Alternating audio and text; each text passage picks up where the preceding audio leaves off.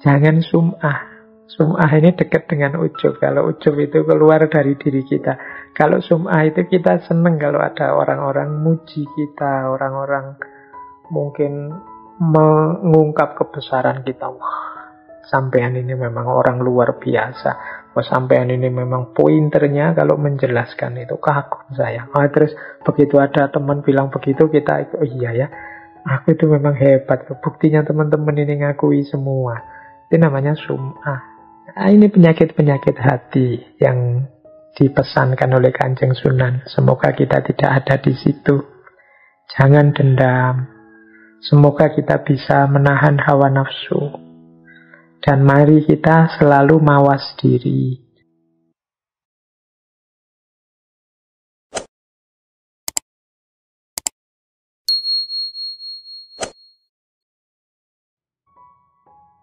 Assalamualaikum warahmatullahi wabarakatuh. Tolong jangan saling menyakiti, jangan berkata-kata yang mencederai hati teman kita, saudara kita. Sudah selesai terus barokallahu li wa lakum. Ini kan rasanya khotbah kok pendek sekali, tapi justru dengan pendek sekali ini orang terkesan. Sampai pulang kita masih ingat tadi itu dipesan ini loh sama Pak Yai waktu khotbah Jumat. Dibandingkan yang khotbahnya panjang bertele-tele sampai setengah jam, biasanya terus kita ngantuk. Jadi pulangnya ya tidak dapat apa-apa akhirnya. Tadi ngomong apa ya tidak jelas. Nah ini, maka menurut saya gaya Petatah Petitih ini, gaya wewekas dan lipat-lipat yang pendek-pendek seperti ini penting. Kita kembangkan untuk kita biar tidak terlalu banyak omong. Kayak saya ini bahas sampai 2 jam lebih ini mungkin ya agak tidak terlalu efektif juga. Ada penelitian yang menyatakan bahwa dari penyampaian materi sekitar 1 jam itu paling yang masuk hanya 10 menitnya yang membekas. Tapi sisanya biasanya hilang. Ya syukur alhamdulillah hari ini ada rekaman-rekaman, ada YouTube jadi bisa diulang. Coba ngomong langsung yang tidak ada rekamannya, tidak ada rekodnya. Itu kalau teman-teman saya tanya tadi ustadznya bilang apa, ngomong apa, mungkin ya memang hanya sisa 10% itu. Baik, sekarang saatnya kita mulai membahas Petatah Petitih, wewekas dan lipat-lipat ini. Ada banyak isinya, cuma ini saya ambil dari berbagai sumber yang mungkin urutannya tidak terlalu tertib, tapi memang bisa dipahami per kalimatnya. Ini beda-beda maksudnya. Jadi tiap poin itu ada maksudnya sendiri-sendiri. Kita mulai ya. Yang pertama, ini yang paling masyhur. Yang pertama ini ditulis di mana-mana. Kalau teman-teman nanti berkunjung ke makam Kanjeng Sunan Gunung Jati akan banyak melihat kalimat ini ditempelkan. Yaitu, ini sebelum saya baca ya, saya pamit dulu minta maaf ini pada teman-teman yang mungkin dari Cirebon atau dari Jawa Barat atau mungkin juga teman-teman Jawa. Kalau saya tidak terlalu fasih, tidak tajwidnya juga masih kacau balau kalau membaca kalimat-kalimat dalam bahasa ini. Jadi ya nanti saya baca apa adanya, semoga teman-teman maklum. Yang penting fokus pada maksudnya. Ini saya hanya ngutip saja dari berbagai sumber. Yang pertama, Insun titip tajuk lan fakir miskin.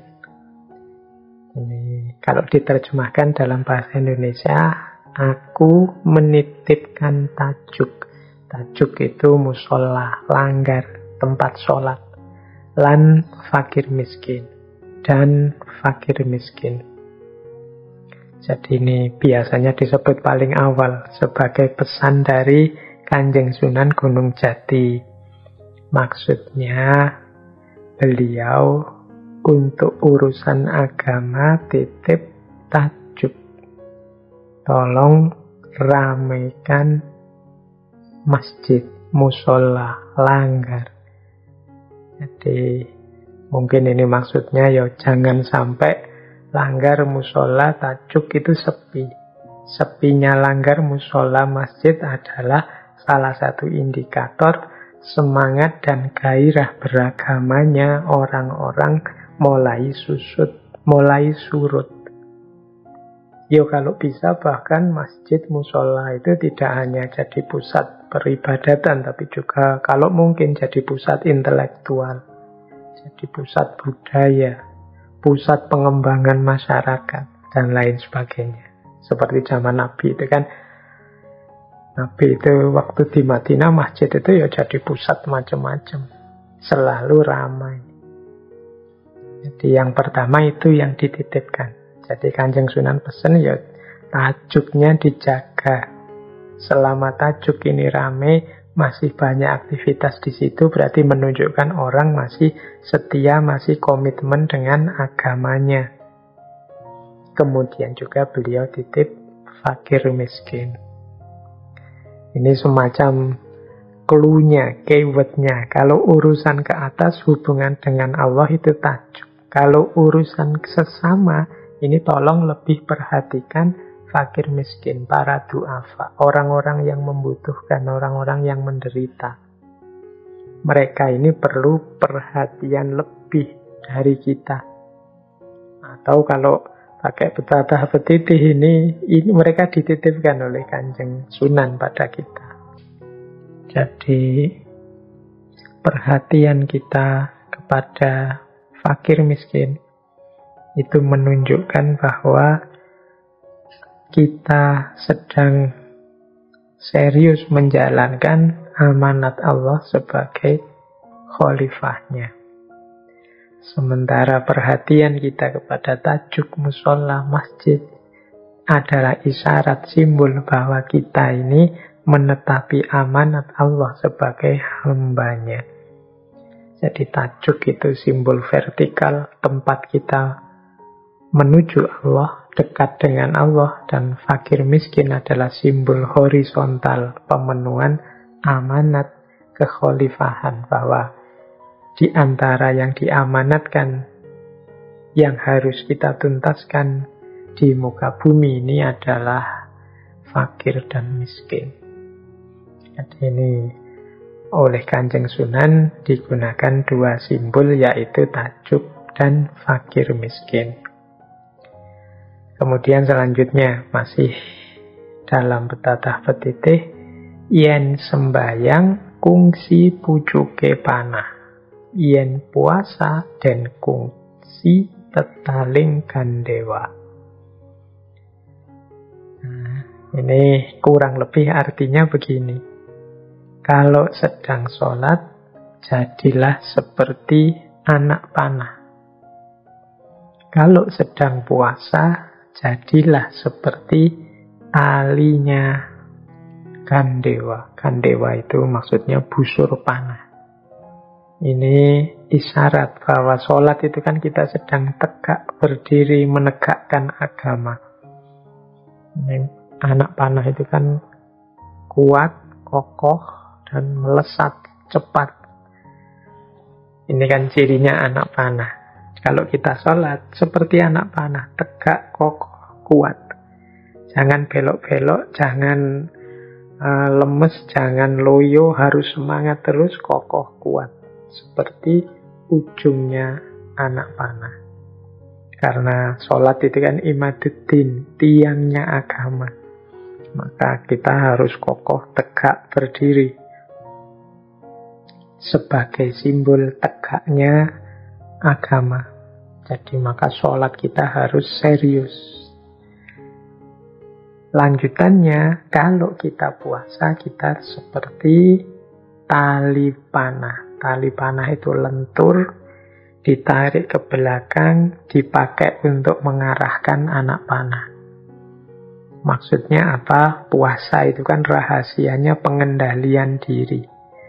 Simbol anak panah ini kan simbol keuletan dan pengendalian. Jadi semoga puasa itu membuahkan pengendalian diri. Jadi puasalah dengan cara seperti talinya busur panah, berarti puasalah dengan pengendalian diri yang kuat. Tidak makan, tidak minum, tapi tidak mampu mengendalikan diri, ya kehilangan makna dan rahasia puasa. Menjalankan sholat tapi suka-suka, sak seneng-senengnya sendiri, tidak peduli apakah sholatku ini berkualitas atau tidak, berarti sholatnya tidak serius, tidak tegak. Itu berarti bukan sholat yang seperti anak panah. Jadi sholatlah seperti anak panah dan puasalah seperti tali busur panah. Ini pesan paling dasar. Jadi setelah pesan tajuk dan fakir miskin, beliau juga pesan jangan lupa sholat, jangan lupa puasa. Tidak hanya itu, sekaligus kualitasnya. Sholat seperti ujung anak panah, seperti anak panah, dan puasa seperti tali busur panah.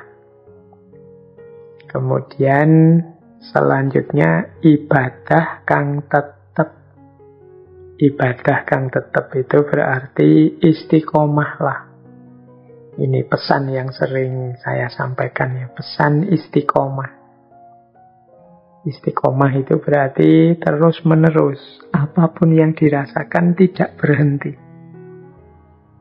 Pak, saya kok belum merasakan indahnya sholat ya Pak, saya kok belum merasakan enaknya khusyuk, saya kok belum merasakan ikhlasnya berbagi dan lain sebagainya. Tidak masalah, jalan saja terus. Mungkin di antara godaan-godaan, ujian-ujian demi kesempurnaan amal kita itu yo perjuangan batin kita ini. Nah, semoga kita tidak kemudian berhenti, tapi terus jalan. Ibadah kang tetap. Apapun yang dirasakan, apapun yang terjadi, apapun hambatannya, mungkin dari hati kita sendiri atau dari pikiran kita sendiri, yang penting kita tahu bahwa itu amal kebaikan, jalan saja. Nah, itu makna ibadah kang tetap. Pak, saya kok ragu, jangan-jangan sholat saya ini hanya formalitas belaka. Jangan-jangan puasa saya ini hanya dapat lapar dan hausnya. Tidak apa-apa, lanjutkan puasa, lanjutkan sholat. Paling tidak sudah jelas bahwa puasa itu satu kebaikan, bahwa puasa itu satu kebenaran. Sholat juga begitu. Nanti pelan-pelan disempurnakan. Caranya bisa sempurna. Ibadah kang tetap istiqomah. Kemudian ada lagi pesan, wedya ing Allah.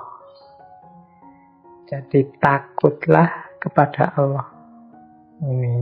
Ini kualitas yang kita semua sebenarnya sudah tahu bahwa orang yang dekat dengan Allah itu cirinya antara lain takut kepada Allah. Orang yang takut kepada Allah itu pasti hidupnya terjaga. Orang yang sadar bahwa dia selalu diawasi oleh Allah. Karena tidak mungkin ada ruang, tidak mungkin ada waktu yang di situ Allah tidak awas, tidak ngerti tentang kita. Maka kualitas takut pada Allah ini penting untuk menumbuhkan kesadaran bahwa tidak mungkin di ruang apapun, di waktu apapun, Allah tidak ada dan tidak melihat perbuatanku. Jadi wedya ing Allah. Ini seolah-olah sangat sederhana, tapi melaksanakannya tidak sederhana. Boleh nanti ini kalimat ini ditulis besar-besar di kamarnya teman-teman itu. Kasih tulisan wedi ing Allah. Nah, jadi kalau tiba-tiba kok sendirian di kamar kemudian pegang HP ingin buka yang aneh-aneh, begitu nongak sedikit ada tulisan wedi ing Allah. Nah, terus tidak jadi, terus wah, ya ini salah dosa, Allah mesti melihat. Atau begitu ada orang maki-maki di medsos, kita panas ingin balas, begitu ingin balas ada tulisan wedi ing Allah. Nggak jadi sudah. Khawatir nanti Allah pasti tahu ini ternyata aku nggak ada beda dengan mereka. Mulutku dan mulut mereka sama-sama jeleknya. Nah, ini bisa jadi rem rasa takut kita kepada Allah. Kemudian manah dan syukur ing Allah. Hati yang selalu bersyukur kepada Allah. Ini salah satu akhlak yang mulia, yang bisa jadi sumber kebahagiaan, bisa jadi sumber kenyamanan hidup kita, tapi sering kita lupakan, yaitu syukur. Kita itu lebih suka melihat hal-hal yang negatif dari apapun yang sedang kita alami. Bahkan sekiranya yang negatif itu padahal satu kenikmatan, tapi kita kadang-kadang lupa bersyukur karena melihat sisi negatifnya. Alhamdulillah sudah lulus, sudah wisuda. Lah tapi setelah wisuda ini mau apa? Akhirnya malah sedih. Mikir mau apa setelah wisuda itu membuat kita sedih, terus lupa bahwa kita sudah dapat nikmat wisuda. Alhamdulillah sudah diberi kesembuhan oleh Allah dari sakitku ini. Tapi habis uang banyak ini, saya tidak tahu nanti mengembalikan utangnya dari mana ini. Nah, kita lupa dengan nikmat kesehatan itu karena perhatian kita didistraksi, disibukkan oleh aspek negatifnya. Karena mungkin kemarin kita untuk berobat banyak utang kemana-mana. Nah, banyak kita setiap hari itu seperti ini. Sudah diberi nikmat yang luar biasa, kita ambil sudut negatifnya. Maka penting pesannya Kanjeng Sunan ini, manah dan syukur ing Allah. Yuk hati kita dibiasakan untuk selalu bersyukur.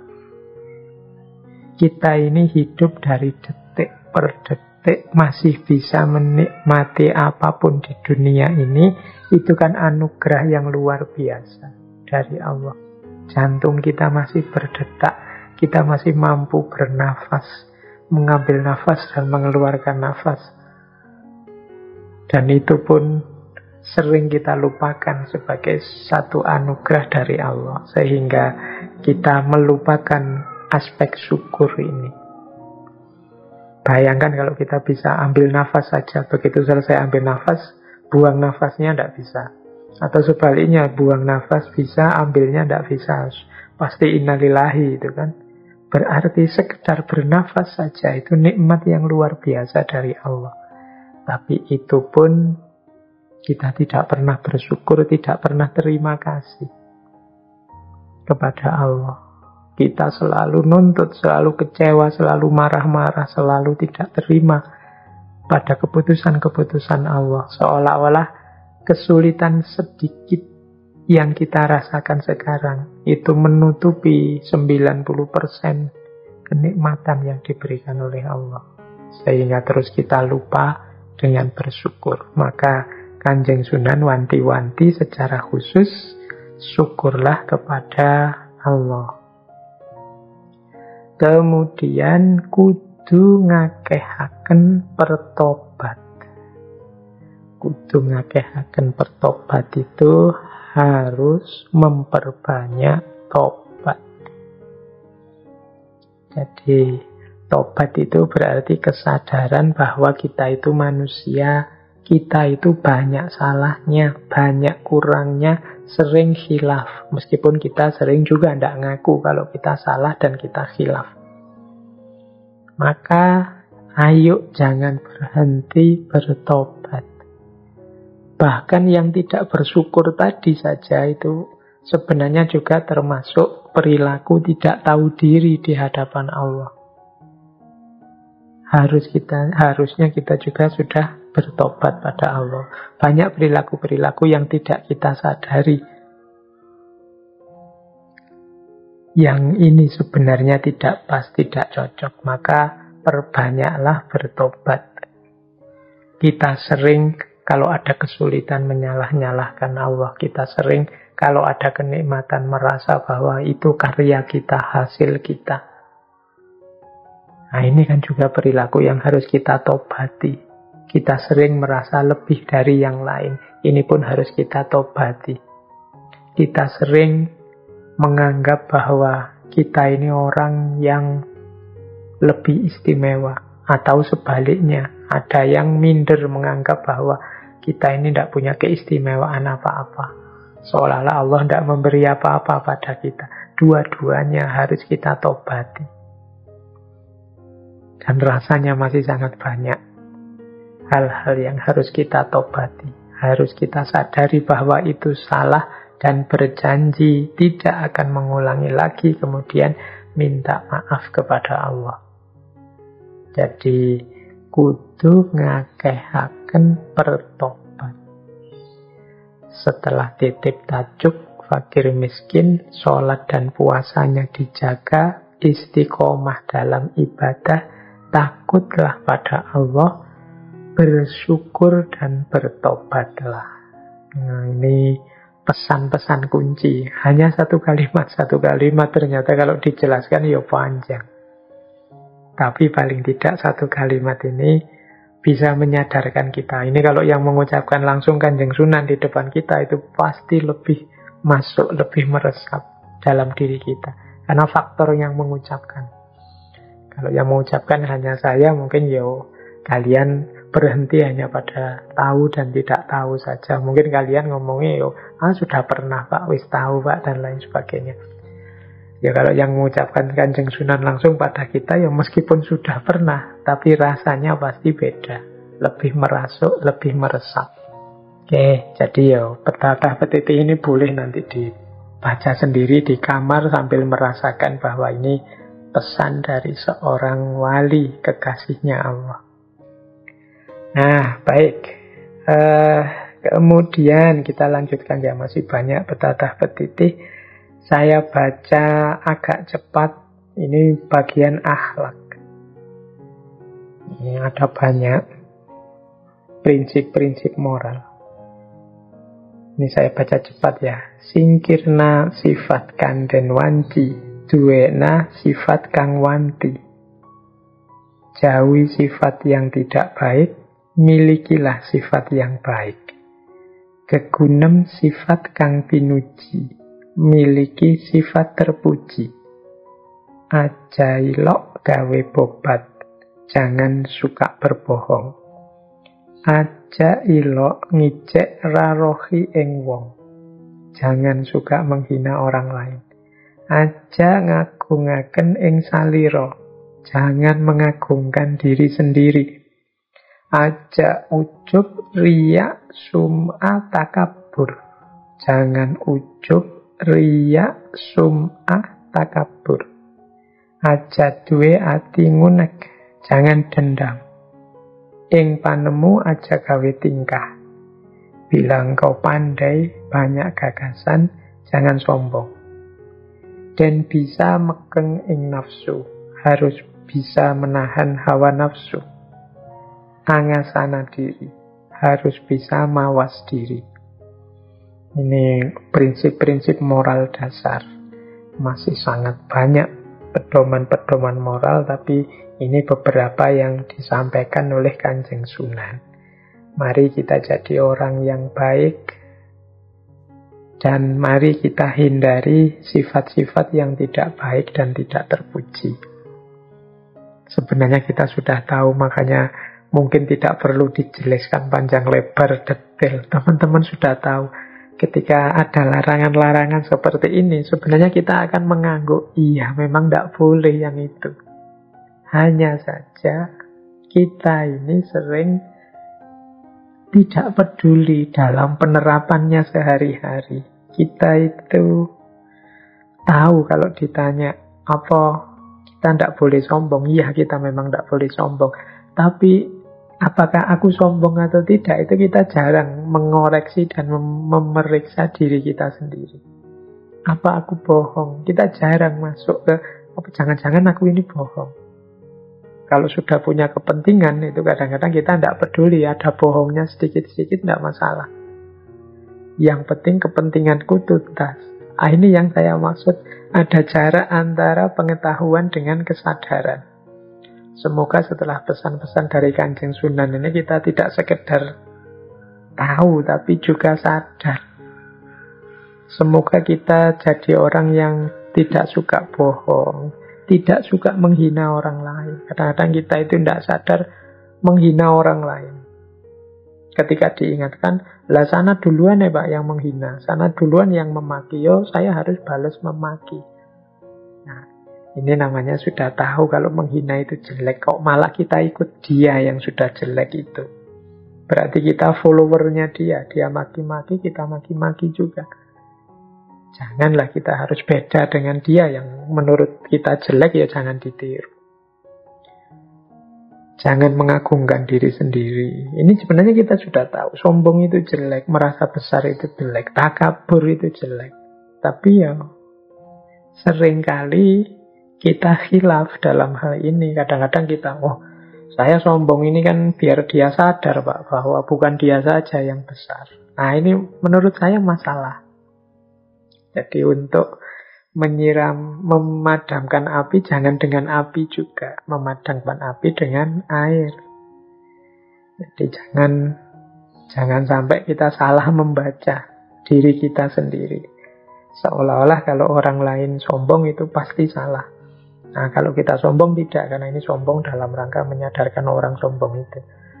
Nah ini pesannya Kanjeng Sunan, janganlah. Jangan mengagungkan diri sendiri. Jangan ujub, riya, sum'ah. Ujub itu kagum dengan dirinya sendiri. Wah, ternyata aku ini memang soleh. Ternyata aku ini memang alim.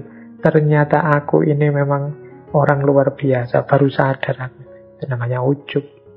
Jangan riya, ingin pamer. Biar orang-orang tahu betapa aku ini wawasanku luas. Biar orang-orang ngerti bahwa aku ini pinter loh cara berpikirnya. Biar orang-orang ngerti bahwa kalau aku menganalisis itu bisa canggih. Itu namanya riya. Jangan sum'ah. Sum'ah ini dekat dengan ujub. Kalau ujub itu keluar dari diri kita. Kalau sum'ah itu kita seneng kalau ada orang-orang muji kita. Orang-orang mungkin mengungkap kebesaran kita. Wah, sampean ini memang orang luar biasa. Wah, sampean ini memang pointernya kalau menjelaskan itu. Kagum saya. Terus begitu ada teman bilang begitu, kita oh iya ya. Aku itu memang hebat. Buktinya teman-teman ini ngakui semua. Itu namanya sum'ah. Nah, ini penyakit-penyakit hati yang dipesankan oleh Kanjeng Sunan. Semoga kita tidak ada di situ. Jangan dendam. Semoga kita bisa menahan hawa nafsu. Dan mari kita selalu mawas diri. Jadi mawas diri itu berarti pandangan kita lebih banyak terarah pada diri kita sendiri. Jadi seperti orang yang pegang kaca. Pegang kaca itu kan melihat dirinya sendiri lebih banyak. Jadi bukan seperti orang yang pegang senter. Kalau pegang senter melihat keluar ke sana. Kalau pegang kaca itu melihat dirinya sendiri ke dalam. Jadi kalau ada yang jelek-jelek, ada yang hitam, ada yang kotor dari wajah kita, kita tahu. Itu namanya mawas diri. Semoga pegang senter kita tidak lebih banyak daripada pegang kacanya. Karena orang terlalu banyak pegang kaca itu biasanya mencari-cari salahnya yang lain-lain sampai lupa bahwa dirinya juga banyak salah. Oke, jadi itu petatah petitih bagian kedua. Saya tidak menjelaskan detail satu-satu karena pertimbangan waktunya. Kita lanjutkan kelompok petatah petitih yang ketiga. Kalau ini lebih konkret. Kalau tadi lebih umum sifatnya. Kalau ini yang pertama, angadahno ing pepadu. Jauhi pertengkaran. Kemudian yang kedua, pamboroban kang ora patut anulungi. Yang salah tidak usah ditolong. Kemudian yang ketiga, kenangna hajate wong. Kabulkan keinginan orang. Yang keempat, aja akeh kang den pamrih. Jangan banyak mengharapkan pamrih. Yang kelima, aja ilok gawe kaniaya ing makhluk. Jangan membuat aniaya kepada makhluk lain. Kemudian aja nyitra janjimu barang. Jangan mengingkari janji. Kemudian aja ilok ngamat kang durung yakin. Jangan suka mencela sesuatu yang belum terbukti kebenarannya. Ini beberapa pesan lagi dari Kanjeng Sunan berhubungan dengan moralitas akhlak kita kepada sesama. Yang pertama, mari kita jauhi pertengkaran. Hidup ini memang kadang-kadang kita berhadapan dengan perbedaan-perbedaan prinsip, perbedaan-perbedaan pandangan, perbedaan-perbedaan perspektif, tapi semoga tidak berbuah pertengkaran. Karena kalau sudah jadi pertengkaran itu biasanya yang rugi semuanya. Urung menemukan kebenaran, gagal menetapkan siapa yang lebih benar, pada akhirnya hanya ketemu dengan ruginya, pecahnya persahabatan. Kita kehilangan teman. Jadi, mari kita jauhi pertengkaran. Jangan sampai kita kehilangan teman. Kehilangan teman itu tidak sederhana loh. Saya bilang tadi, hidup ini selalu butuh dukungan orang lain. Kalau kita kehilangan banyak teman, itu nama lainnya adalah kita kehilangan banyak dukungan. Berarti nanti ada banyak aspek hidup yang tidak bisa segera tuntas karena tidak ada dukungan orang lain. Maka mari jauhi pertengkaran. Kemudian yang kedua, ini prinsipnya menarik. Yang salah tidak usah ditolong. Jadi ini sebenarnya prinsip keberpihakan. Betapapun kita tetap harus berpihak pada yang benar dan yang baik. Jangan sampai kita berpihak pada yang salah, meskipun itu saudara kita, meskipun itu teman dekat sahabat kita, meskipun itu orang yang banyak jasanya pada kita. Tetap prinsipnya yang salah tidak usah ditolong. Jadi salah ya dibilang salah. Orang salah itu biasanya harus siap dengan konsekuensi dari kesalahan yang dia lakukan. Mungkin hukuman, mungkin kesulitan-kesulitan, ya sudah, itu sewajarnya orang salah. Jangan sampai kita berpihak pada yang salah atau membela yang salah, meskipun yang salah itu orang-orang dekat, teman kita, dan lain sebagainya. Kemudian kenangna hajate wong, kabulkan keinginan orang. Semampu kita, mari kita saling membantu. Kalau kita bisa menolong kesulitan saudara kita, yuk ditolong. Tidak usah terlalu banyak pertimbangan lagi. Selama masih dalam kemampuan kuasa kita menolong, menolonglah. Dan jangan banyak pamrih. Karena mungkin seringkali kita ini kalau menolong orang itu selalu perhitungan, nanti saya dapat apa. Termasuk menunggu ucapan terima kasih, itu menurut saya ya jenis pamrih. Dia terima kasih, ya alhamdulillah. Dia tidak terima kasih juga tidak masalah. Karena memang saya melakukan ini bukan karena ingin diterima kasih atau ingin dibalas jasa, tidak. Saya melakukan ini karena ini sesuatu yang baik yang diperintahkan oleh Allah. Itu saja. Tidak usah pamrih macam-macam. Karena biasanya kalau amal baik itu ditambahi pamrih-pamrih, hasilnya bisa kecewa-kecewa. Kemudian kalau kita sudah kecewa-kecewa dengan kebaikan yang kita lakukan, akhirnya kita tidak terlalu gairah, tidak terlalu semangat lagi melakukan kebaikan. Jadi terus enggan. Misalnya kita sedekah, terus tadi kita berharap, saya sedekah ini di antara harapan kita, semoga dia juga tahu diri lah, tak bantu gini ya terima kasih lah paling tidak. Ternyata dia tidak terima kasih. Itu kan kita kecewa terusan. Kita nunggu-nunggu diterima kasih, terima kasihnya tidak muncul-muncul. Akhirnya kan kita di babak selanjutnya justru kehilangan kebaikan karena kita terus males sedekah. Banyak orang yang tidak tahu diri, tidak mau terima kasih. Akhirnya kita yang kehilangan kebaikan kita. Kita kehilangan hal-hal baik dalam hidup kita. Karena diawali kita sendiri matok pamrih-pamrih. Maka yuk kalau bisa kita lakukan kebaikan dengan sesedikit mungkin pamrih lah. Kalau memang apa bisa Pak tidak ada pamrih. Yuk sekecil mungkin. Atau tidak usah bergantung lah pada pamrih-pamrih. Jadi dia terima kasih ya syukur. Alhamdulillah tidak terima kasih juga tidak apa-apa. Nah itu berarti tidak tergantung. Tapi kalau kita punya prinsip ya orang habis diberi ya harus terima kasih, ya mungkin kita nanti akan jatuh pada kekecewaan demi kekecewaan. Bukan masalah kecewanya, tapi karena selanjutnya mungkin kita tidak lagi terlalu percaya dengan kebaikan. Kalau sudah tidak terlalu percaya, akhirnya kita tidak menjalankan kebaikan lagi. Dan pada akhirnya yang banyak rugi justru kita sendiri. Kemudian jangan menganiaya makhluk yang lain, ini pasti ya. Jangan mengingkari janji. Dan yang selanjutnya jangan suka mencela sesuatu yang belum terbukti kebenarannya.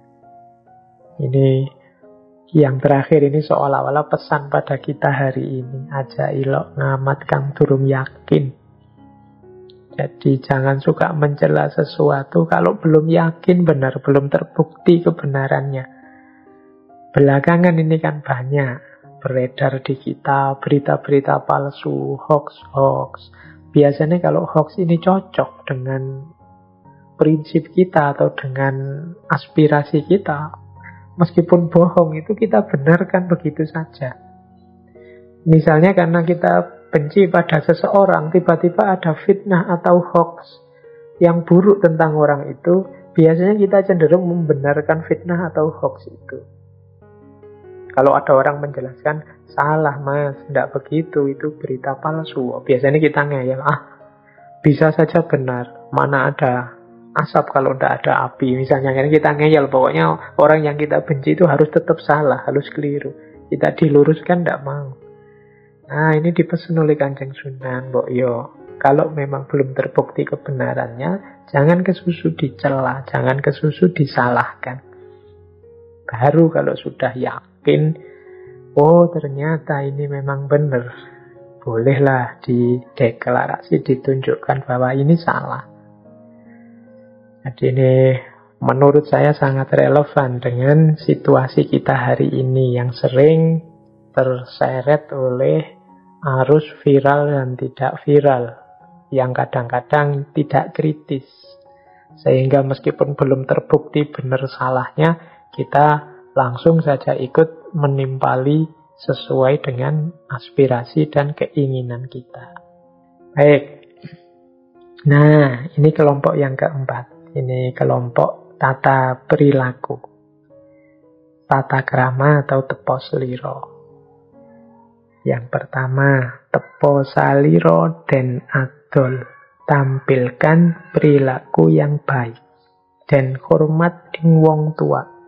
Harus hormat pada orang tua. Dan hormat ing leluhur. Harus hormat kepada leluhur. Hormaten emanen mulyaken ing pusaka. Hormati, sayangi dan muliakan pusaka. Dan welas asih ing sapada-pada, hendaknya menyayangi sesama manusia.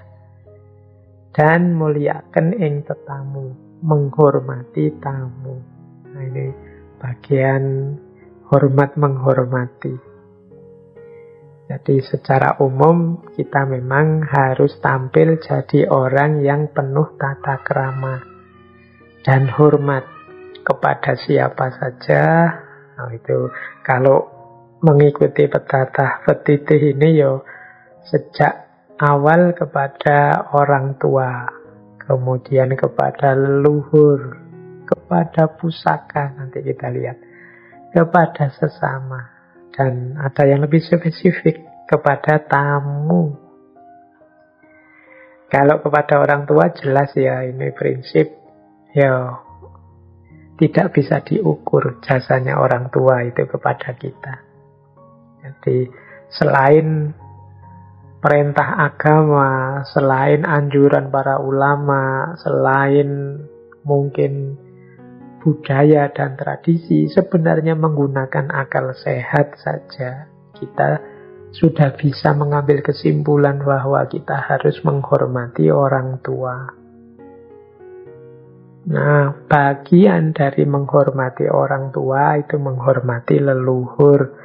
Dari para leluhurlah asal-usul kita. Dari merekalah segala fasilitas yang kita nikmati hari ini.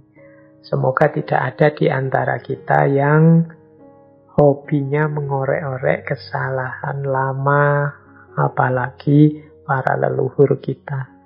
Kalau dalam bahasa Jawa ada istilah mikul dhuwur mendem jero. Jadi para leluhur orang tua itu harus kita angkat tinggi-tinggi. Mikul dhuwur mendem jero itu harus kita tanam dalam-dalam. Kalau ada salah, khilaf, keliru dari mereka. Ini dalam rangka bentuk penghormatan kita kepada mereka. Wong yo kenikmatan hidup berbagai fasilitas yang kita enyam hari ini itu ya sebagian besarnya kan atas jasa mereka dalam hal apapun.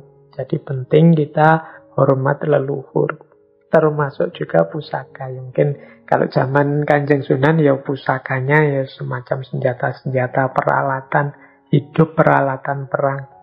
Kalau zaman kita macam-macam pusaka itu.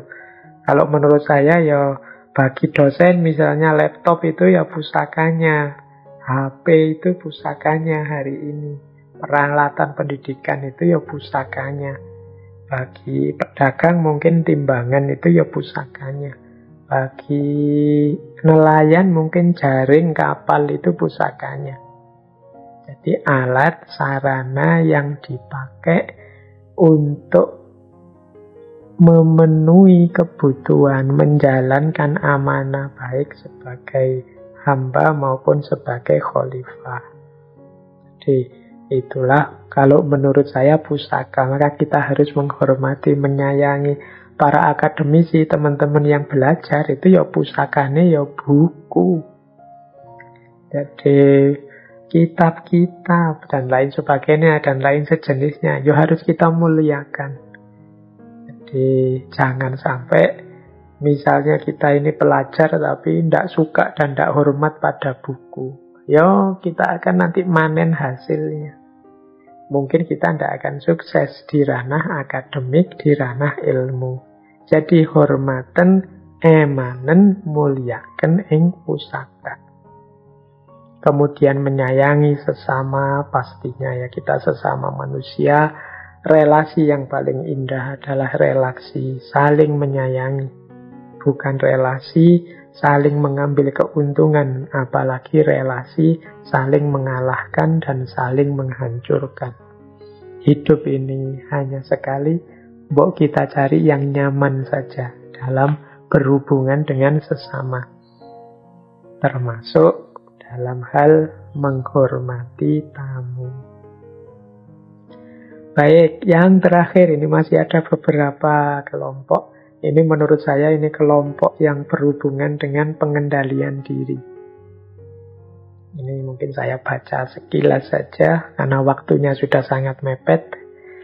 Yang pertama, aja dahar yang durung ngelih, aja nginum yang durung ngelak. Jadi jangan makan sebelum lapar, jangan minum sebelum haus. Ini pengendalian diri, tidak berlebihan. Jadi paradigma hidup yang pas. Tidak kurang ya tidak lebih. Aja turu yang durung katekan arep. Jangan tidur sebelum ngantuk.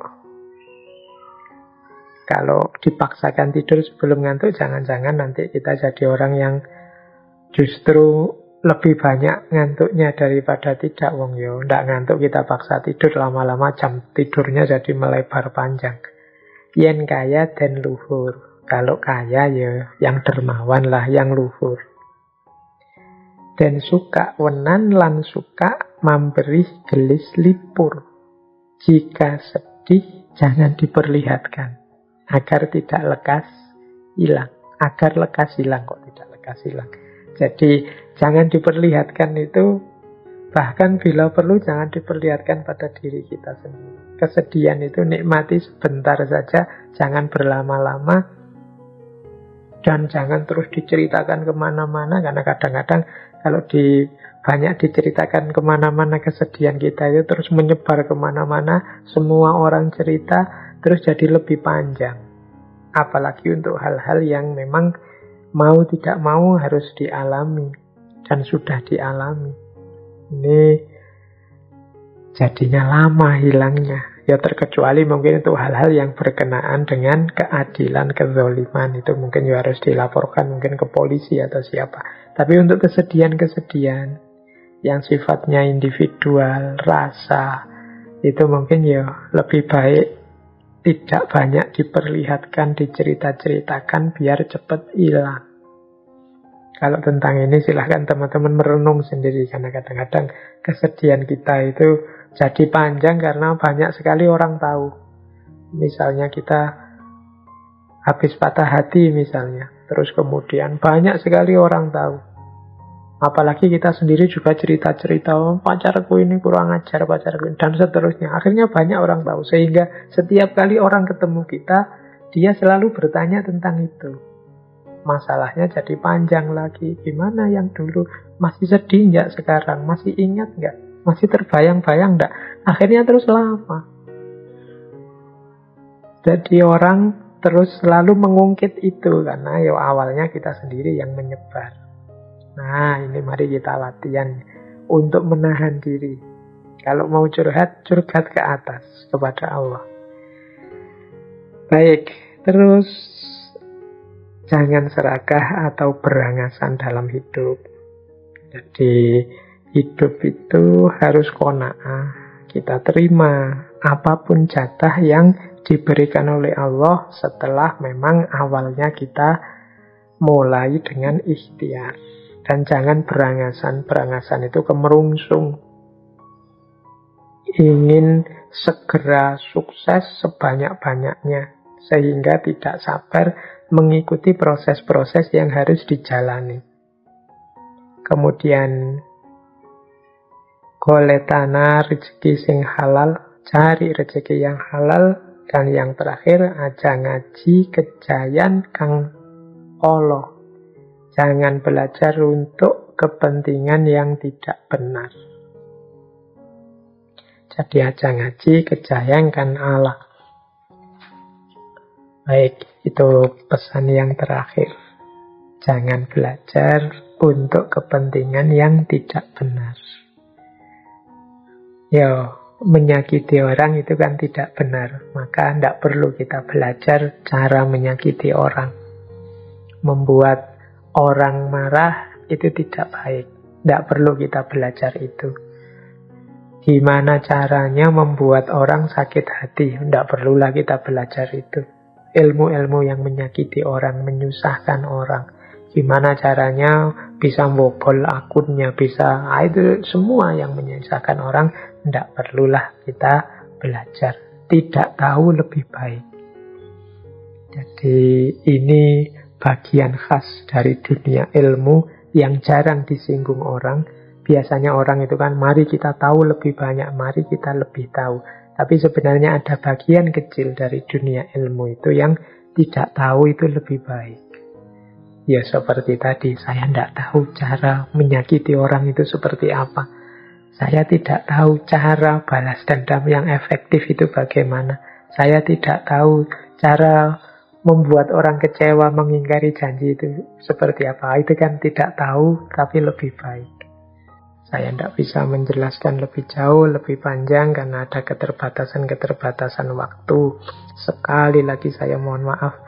Saya yakin dengan pasti bahwa ejaan saya, tajwid saya membaca naskah-naskah ini banyak yang keliru. Wong yo memang saya bukan orang sana.